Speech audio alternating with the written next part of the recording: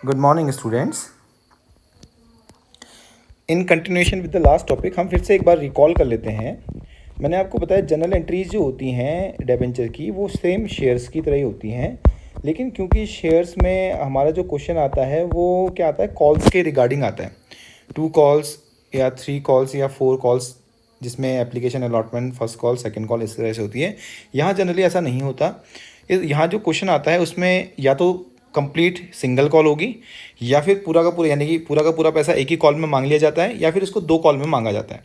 तो इसीलिए अगर पूरा पैसा कंप्लीटली एक ही कॉल में मांगा जाता है तो इसीलिए उस कॉल को एप्लीकेशन भी बोला जाता है, और क्योंकि उसी कॉल में हमने शेयर अलॉट भी करने होते हैं इसीलिए उसको अलॉटमेंट भी बोल दिया जाता है। इसीलिए हम क्या बोलते हैं, डिबेंचर्स एप्लीकेशन एंड अलॉटमेंट बोलते हैं आप लोगों को। ठीक है, तो इस तरह से क्वेश्चन हम बनाएंगे। बहुत सिंपल सा है, ज़्यादा टफ बात नहीं है। बस एक चीज़ ध्यान रखनी है, रिडेम्पशन अगर प्रीमियम पे होगा, ध्यान रखना, जब भी रिडेम्पशन का टर्म क्वेश्चन में प्रीमियम में दिया होगा तो हमें क्या करना पड़ेगा, एक एडिशनल एंट्री करनी पड़ेगी जो कि हमें नॉर्मल एंट्री में ऐड करनी होती है। वो क्या है, वो मैं लास्ट वीडियो में भी बता चुका था।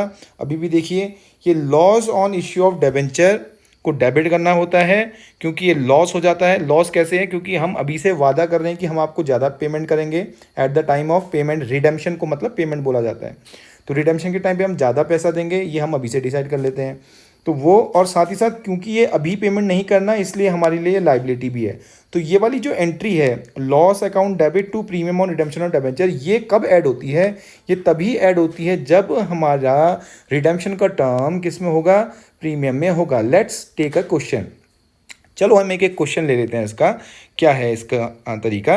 जैसे देखो इसमें क्या बोलता है, अ कंपनी इशूड ₹1,00,000। अगेन ₹1,00,000 है तो फेस वैल्यू देख लो अब कितनी है, 100 रुपये। तो इस हिसाब से यहाँ पर हो गए 1000 शेयर्स।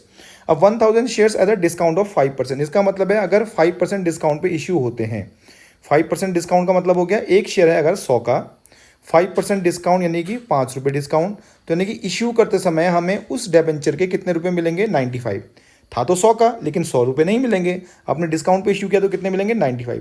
शेयर्स डिस्काउंट पे इशू नहीं होते हैं, ध्यान रखना, डिबेंचर डिस्काउंट पे इशू होते हैं। डिबेंचर को 100 रुपये का डिबेंचर कोई भी अगर कंपनी 95 में बेचेगी तो वो अपना लॉस ही बताएगी 5 रुपये को। 5 रुपये क्या है, उसका लॉस है।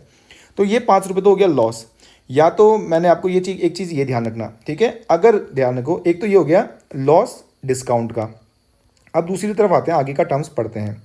एंड रिडीमेबल एट प्रीमियम, ध्यान रखना, अगर यहाँ पर कोई एट पार होता या कोई और टर्म होता तो हमारे पास लॉस केवल 5 ही रुपये होता। तो लॉस केवल कितना होता, 5 ही होता, जो कि डिस्काउंट का होता। लेकिन अगर रिडीमेबल एट प्रीमियम है तो इसका मतलब है हमें एक और लॉस होने वाला है, जो कि पेमेंट करते समय, जब हम रिडेम्पशन करेंगे यानी पेमेंट करेंगे उस समय भी हमारा लॉस होगा 5% का, जिसे हमें अभी से प्रोवाइड करना है।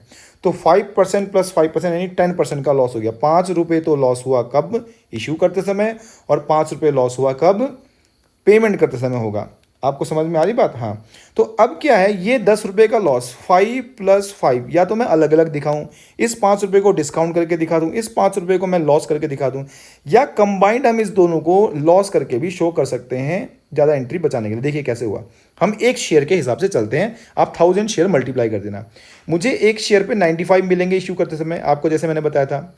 मुझे लॉस हुआ है 5 प्लस 5 का मतलब 10 रुपीज़ का, 5 प्लस 5 का 10 रुपीज़ का लॉस हुआ है। ये डिबेंचर की कीमत है 100 रुपये, डिबेंचर की कीमत कितनी है, 100। और प्रीमियम ऑन रिडेम्पशन, जब रिडेम्पशन होगा तो उस समय मुझे कितना प्रीमियम देना पड़ेगा, 5 रुपये। ये जो प्रीमियम ऑन रिडेम्पशन और लॉस की जो एंट्री है कब ऐड होती है, मैं पहले ही बता चुका हूँ, जब आपका डिबेंचर रिडीम होगा किसमें, प्रीमियम में होगा। तो इस हिसाब से आप सब जगह 1000 शेयर डिबेंचर मल्टीप्लाई कर दीजिए। क्यों, डिबेंचर कितने हैं हमारे पास, एक डिबेंचर तो 100 रुपये का है, 1,00,000 रुपये के कितने डिबेंचर आएंगे, 1000 डिबेंचर। तो सब जगह अगर 1000 मल्टीप्लाई करते हो तो 95 इंटू 1000, 95,000 देखो आ गया। 5 प्लस 5 10 होता है, 10 प्लस 5 प्लस 5 कितना होता है, 10 रुपीज़ एक डिबेंचर पे नुकसान है हमें। तो 1000 डिबेंचर पे कितना नुकसान हो गया, 10,000। हम इसको इंडिविजुअली 5000 का डिस्काउंट, 5000 का लॉस डिस्काउंट के रूप में दिखा सकते हैं, और 5000 का लॉस दिखा सकते हैं loss on issue of debenture के नाम से भी। इसने कंबाइन कर रखा है, तो ये ध्यान रखना। डिबेंचर की कीमत 100 रुपये है, तो 1000 इंटू 100 1,00,000, और 1000 डिबेंचर में 5 रुपये का नुकसान, यानी कि जो ये नुकसान है इसको अभी पेमेंट नहीं करना है। ये तब तक हमारे लिए लाइबिलिटी बना रहेगा कंपनी की बैलेंस शीट में जब तक कि हम इसका पेमेंट नहीं कर देते हैं, तो ये लायबिलिटी के रूप में देखा जाएगा। मैं आपको फिर बता दूं कि मैं इतना एश्योर हूँ, यानी कि ये जो एंट्रीज है 100% एग्जामिनेशन में आएंगी, तो इनको जितना ज़्यादा रिवाइज कर सको, समझ सको, उतना ज़्यादा अच्छा है इन एंट्री को समझना। तो इसका मतलब है कि ये जो लॉस वाली एंट्री है ये कब आती है? लॉस वाली एंट्री तभी आएगी जब रिडेम्पशन किस पे हो रहा होगा? प्रीमियम पे हो रहा होगा। अब देखिए, issued at premium and redeemable at premium, तो यहाँ पे भी लॉस आएगा ही आएगा। इश्यूड एट प्रीमियम, लेकिन यहाँ पे कोई एक चीज़ क्या हुई, फायदा हो गया। इश्यूड एट प्रीमियम और रिडीम्ड एट प्रीमियम दोनों जगह प्रीमियम का मतलब फायदा नहीं है। इश्यूड एट प्रीमियम का मतलब क्या है, यहाँ से समझिए। 100 रुपये का डिबेंचर है, मैं उसको ज़्यादा रेट पर बेचता हूँ, तो ज़्यादा रेट पे बेचता हूँ तो मुझे फ़ायदा है। 110 पे बेचा तो मुझे 10 रुपये का फ़ायदा हो गया, तो ये फ़ायदा तो मेरे लिए क्रेडिट होगा, क्योंकि गेन्स क्या होते हैं हमारे लिए? क्रेडिट होते हैं, कैपिटल नेचर का फ़ायदा है, तो ये क्रेडिट होगा। लेकिन रिडम्पशन करते समय भी मैं कहता हूँ कि 100 के डिबेंचर के मैं 100 नहीं दूंगा, ज़्यादा दूंगा, तो ये मेरे लिए लॉस है, क्योंकि मैं उसको पार वैल्यू पर पेमेंट नहीं करा, बल्कि उससे ज़्यादा वैल्यू पर 110, 105, 106 पे पेमेंट कर रहा हूँ, तो ये मेरे लिए लॉस है। एक तरफ मैं इश्यू के समय में फ़ायदा भी कमा रहा हूँ, एक तरफ मैं लॉस भी डिसाइड कर दिया कि मैंने आपको पेमेंट करते समय मैंने लॉस भी देना है। तो ध्यान रखना, फिर मैं वही बात रिपीट करता हूँ कि रिडेम्पशन अगर प्रीमियम पे है, then you'll have to pass a certain entry, you'll have to add a entry in respect of redemption at premium. Loss वाली एंट्री को आपने ऐड करना पड़ेगा, ठीक है। तो देखिए, वही एंट्री यहाँ पे भी ऐड हुई है। देखिए, bank account debit to debenture, एक डेबेंचर पे 110 रुपये मिलेंगे, आपने यहाँ दिखाना पड़ेगा। 100 का डेबेंचर है, एक 10 रुपये प्रीमियम पर इशू किया, तो टोटल कितना मिलेगा? 110 मिलेगा। अब आपने क्लियर करना है कि 110 रुपये किस चीज़ के मिले हैं। आप बताओगे मुझे मिले तो 110 रुपये हैं, ठीक है। Loss on issue of debenture कहाँ से आ गया? ये आपने इसलिए डेबिट किया है क्योंकि ये जो अमाउंट है वो है फ्यूचर में होने वाला लॉस। 5 रुपये का मान लेते हैं, 5 रुपये का ये प्रीमियम आपने भविष्य में देना है, तो ये लॉस है, और यही 5 रुपये आपका प्रीमियम ऑन रिडेम्पशन में भी आ जाएगा। क्लियर हो गया। अब आते हैं डेबेंचर। डेबेंचर की फेस वैल्यू कितनी है? 100, और सिक्योरिटी प्रीमियम रिजर्व कितना है? 10 रुपये। तो देखो, दोनों प्रीमियम क्रेडिट हुए हैं। क्यों हुए हैं? सिक्योरिटी प्रीमियम रिजर्व तो इसलिए क्रेडिट हुआ है क्योंकि ये इनकम बताता है हमारी, और इनकम भी क्रेडिट होती है। प्रीमियम ऑन रिडेम्पशन और डेबेंचर क्रेडिट क्यों है? ये इनकम नहीं है, ये लाइबिलिटी है, और लाइबिलिटी भी क्या होती है? क्रेडिट होती है। इस कारण से ये एंट्री बनाई गई है। तो ये जितनी एंट्री हैं आपको समझनी होंगी, और समझ के आपने एंट्री करनी है। इसको जितना ज़्यादा हो सके आप समझिएगा। अब हम आगे बढ़ते हैं, नेक्स्ट देखते हैं। इसका एक प्रैक्टिकल प्रॉब्लम है। यहाँ पर को द कंपनी इशूड 1000, अब देखो यहाँ रुपीज़ नहीं दिया है, सीधे सीधे दे दिया 1000 डिबेंचर्स, 9% डिबेंचर्स। 9% का मतलब मैं पहले भी बता चुका हूँ, जो परसेंटेज अटैच होता है डिबेंचर के साथ, इसका मतलब है प्री डिटरमाइंड इंटरेस्ट रेट है उनके पास, यानी कि इतना इंटरेस्ट इस पर मिलेगा। 100 each eight a premium of 5%। देखो, 100 रुपये का डिबेंचर है, 5 रुपये प्रीमियम पे इश्यू किया, और पेमेंट करते समय भी आप 5 रुपये एक्स्ट्रा देंगे। 5 रुपये ज़्यादा वसूलोगे भी, और पेमेंट भी क्या करोगे? 5 रुपये ज़्यादा, तो फ़ायदा भी हुआ है और नुकसान भी। तो ये इन दोनों की एंट्री हम दिखाएंगे। देखिए, मतलब क्या हुआ, एक डिबेंचर 100 का है, 5% प्रीमियम पर इशू करोगे तो आपको 100 रुपये तो मिलेंगे ही, साथ में 5 रुपये और मिलेंगे। इसका मतलब है एप्लीकेशन में आपको मिलेंगे 105 रुपये, ठीक है। एक डिबेंचर पे आपके कितने डिबेंचर मल्टीप्लाई कर दीजिएगा 1000 से, तो आ जाएगा 1,05,000, ठीक है। 1,05,000 आ गया। अब 1,05,000 का हिसाब देते हैं। देखिए, 1,05,000 जितना आपको रिसीव हुआ उतना आपने डेबिट कर दिया। ये 5,000 क्यों डेबिट किया मैं पहले ही बता चुका हूँ। जैसे ही ये प्रीमियम का एंट्री होती है, प्रीमियम ऑन रिडेम्पशन आता है, तो ये एंट्री तो खुद ही चिपक जाती है, ये वाली एंट्री। प्रीमियम यानी loss debit to premium on redemption, ये दोनों एक डेबिट होगा और एक क्रेडिट होगा सेम अमाउंट से, तो इसको तो आप पहले ही अटैच कर लो। अब ये 9% डिबेंचर कहाँ से आ गया? फेस वैल्यू है 100 रुपये एक डिबेंचर की, तो 1,000 डिबेंचर की कितनी हो गई? 1,00,000 रुपये। ये सिक्योरिटी प्रीमियम कहाँ से आया? डिबेंचर को हमने इशू किया प्रीमियम पे, फ़ायदा हुआ है हमारे लिए। एक डिबेंचर पे 5 रुपये, तो 1000 डिबेंचर पे कितना हो गया? 5,000 रुपये। तो इस तरह से इस क्वेश्चन का सॉल्यूशन किया गया है। ये आपने ये याद करने हैं। ये एंट्री, एक ही एंट्री याद करोगे तो पता चल जाएगा। देखो, सिंपल सा है। प्रीमियम जब रिडेम्पशन का प्रीमियम होगा तो आपने इस वाली एंट्री को ऐड कर देना है, इस वाली एंट्री को ऐड कर देना है, loss on issue of debenture account debit to premium on redemption. बाकी की एंट्री सिंपल है। इशू प्रीमियम पे हुआ है तो फ़ायदा है, इशू डिस्काउंट पे हुआ है तो लॉस है। और मुझे ये बताने की ज़रूरत नहीं होनी चाहिए कि लॉसेस डेबिट होते हैं और फ़ायदे क्रेडिट होते हैं।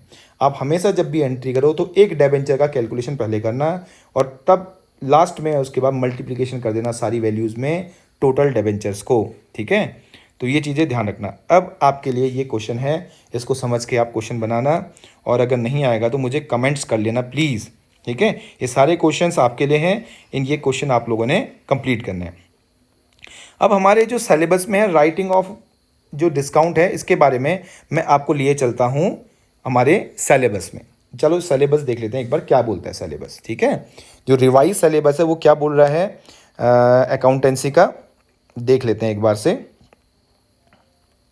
रिवाइज अकाउंटेंसी सिलेबस क्या बोल रहा है कि क्या ये टॉपिक में है, नहीं तो ये बहुत इंपॉर्टेंट टॉपिक है, अगर नहीं हुआ तो हम इसको आगे डिस्कस नहीं करेंगे। हाँ जी, देखिए ये आ गया डिबेंचर्स का, ये आ गया नोट डिस्काउंट और loss on issue of debenture to be written off the same year, debenture are allotted from the security premium reserve. अच्छा, यहाँ पर एक चीज़ ध्यान रखना, यहाँ पर को क्या बोल रहा है, debenture issue of debenture at par, मैं हमने पढ़ लिया, at a premium and discount, issue of debenture for the consideration other than cash, ये मेरे बहुत पुराने वीडियो में क्लियर हो चुका है। Terms of the redemption, redemption की टर्म्स ध्यान रखना, हमेशा डेबेंचर की रिडेम्पशन की टर्म दी होती है, जैसे मैंने अभी बताया था, redeem at par, redeem at premium. Debenture as collateral security, ये मैं आपको बताऊंगा, कोलेटरल सिक्योरिटी बहुत ईजी सा है। इंटरेस्ट ऑन डेबेंचर है सिलेबस में, राइटिंग ऑफ डिस्काउंट भी है हमारे सिलेबस में, ठीक है। लेकिन जो ये डिस्काउंट को राइट ऑफ करेंगे उसको हमने कहाँ राइट ऑफ करना पड़ेगा, सेम ईयर में, ध्यान रखें। Discount on loss of issue of debenture to be write off in the year debentures are allotted from the security premium reserve, यानी कि पहले तो सिक्योरिटी प्रीमियम रिजर्व से राइट ऑफ करेंगे और उसके बाद कुछ बचता है तो स्टेटमेंट ऑफ पीएल से राइट ऑफ किया जाएगा। ये कंसेप्ट को हम लोगों ने ध्यान में रखना होगा, ठीक है। इस कंसेप्ट को ध्यान में रखते हुए हमने क्वेश्चन सॉल्व करने होंगे। तो वैसे तो क्वेश्चन का सॉल्यूशन उसी हिसाब से है, लेकिन हम आगे को देखेंगे। देखिए, तो हम डिस्काउंट वाला बात कर लेते हैं। डिस्काउंट क्या है, देखिए शेयर्स में ऐसा कोई डिस्काउंट था नहीं, शेयर्स के क्वेश्चन में आपने देखा था कोई डिस्काउंट ऐसा नहीं था, लेकिन डिबेंचर के क्वेश्चन में क्या है, डिस्काउंट वाला क्वेश्चन है। यहाँ डिस्काउंट क्या होता है मैंने आपको क्लियर कर दिया जनरल एंट्री में, जब डिबेंचर फेस वैल्यू से कम रेट पर इश्यू होते हैं तो वो क्या कहलाता है, डिस्काउंट कहलाता है। बस I have to search something, हाँ ये देखिए, तो उसे बोला जाता है डिस्काउंट। तो आज हम फिर डिस्काउंट के बारे में ही बात करते हैं। चलिए देखें, डिस्काउंट राइट ऑफ क्या होता है उसको मैं थोड़ी देर में बता दूं, पहले डिस्काउंट के बारे में फिर से डिस्कस कर लें। जब शेयर्स, जैसे अभी पढ़ा था हमने, इशूड एट डिस्काउंट, 100 रुपये का शेयर था, 5 रुपये डिस्काउंट पे इशू किया, 5% डिस्काउंट बोल लो, तो इसका मतलब है ये जो 5 रुपये ये डिस्काउंट है। अब इस डिस्काउंट का यूज़ कैसे करना है, इस लॉस को हम रिकवर कैसे करें। इस लॉस की रिकवरी सबसे पहले सिक्योरिटी प्रीमियम रिजर्व से की जाएगी, क्योंकि आपने प्रॉफिट तो कमाया ही है ना किसी न किसी सिक्योरिटी को इशू करके, तो सबसे पहले तो आप यहाँ से रिकवर करो। अगर एसपीआर आपके पास नहीं है तब जाके आप पीएल अकाउंट से लेना इसे। तो एक चीज़ ध्यान रखना, स्टेप 1 क्या है, द लॉस ऑफ, यानी डिस्काउंट या लॉस, डिस्काउंट या फिर लॉस। सर आप बोलोगे लॉस कहाँ से आ गया, आपको याद है अभी अगर डिबेंचर का रिडेम्पशन प्रीमियम पे होता है तो इश्यू के समय उसे लॉस माना जाता है, ठीक है। इश्यू के समय उसे क्या माना जाता है, लॉस, पहली बात। दूसरी बात, अगर डिबेंचर फेस वैल्यू से कम रेट पर इश्यू होते हैं, 100 का था 90 पे इशू हुआ, 95 पे इशू हुआ, तो उस वैल्यू को भी डिस्काउंट या लॉस माना जाता है। तो चाहे लॉस रिडेम्पशन के प्रीमियम का हो चाहे इशू के डिस्काउंट का हो, इस लॉस को उसी साल जिस साल डिबेंचर इशू हुए हैं राइट ऑफ करना ही पड़ेगा। और राइट ऑफ कहाँ से करना पड़ेगा, स्टेप 1 बताओ जरा, ये थियोरिटिकल क्वेश्चन है, बहुत इंपॉर्टेंट है। राइट ऑफ अगर क्वेश्चन आए तो सबसे पहले राइट ऑफ कहाँ से करेंगे, द फर्स्ट हम राइट ऑफ करेंगे SPR इफ अवेलेबल। अगर SPR अवेलेबल होगा, सिक्योरिटी प्रीमियम रिजर्व होगा, तो discount and loss on issue of debenture should be write of first from SPR। Second, अगर यहाँ SPR सफिशियंट नहीं है या कम है तो हम जाएंगे फिर PL अप्रोप्रिएशन अकाउंट में, वहाँ से हमें राइट ऑफ करना पड़ेगा, PL अकाउंट में ट्रांसफर करना पड़ेगा, ठीक है। चलो पढ़ते हैं। AS 16 के अकॉर्डिंग इसको राइट ऑफ किया जाता है, ये भी ध्यान रखना, अकाउंटिंग की स्टैंडर्ड 16 में ये इसका पूरा ब्यौरा दिया गया है, ये हमें स्टडी करना पड़ेगा। तो देखते हैं क्या एंट्री, देखिए स्टेप बता दिया है। सबसे पहले security premium reserve account debit हुआ है, देखिए हो रहा है ना। सबसे पहले हम कहाँ से राइट ऑफ करेंगे, सिक्योरिटी प्रीमियम रिजर्व। अगर ये कम है, अगर सिक्योरिटी प्रीमियम कम है, मान लिया जाए हमारे पास लॉस है 10,000 का और SPR केवल कितने का है, 5,000 का है, तो हम ये 10,000 का लॉस क्या SPR से रिकवर कर सकते हैं, बिल्कुल नहीं, क्योंकि हम केवल कितना रिकवर कर सकते हैं 5000, तो बचा हुआ 5000 कहाँ से रिकवर करेंगे, फिर रिकवर करेंगे स्टेटमेंट ऑफ पीएल अकाउंट से। अब डिस्काउंट को हम क्या कर देंगे, डिस्काउंट या फिर loss on issue of debenture को क्या करना पड़ेगा, क्रेडिट करना पड़ेगा, क्योंकि इश्यू के समय हमने इनको डेबिट किया था, जिससे कि इनका बैलेंस क्या हो जाएगा, खत्म हो जाएगा। एक एग्जाम्पल से समझते हैं, ये बहुत ईजी हो गया। पहले क्या होता था कि थ्रू आउट द ईयर इसको राइट ऑफ करना पड़ता था, अब उसी साल एंड में राइट ऑफ करना पड़ेगा। ये चीज़ ध्यान रखें आप।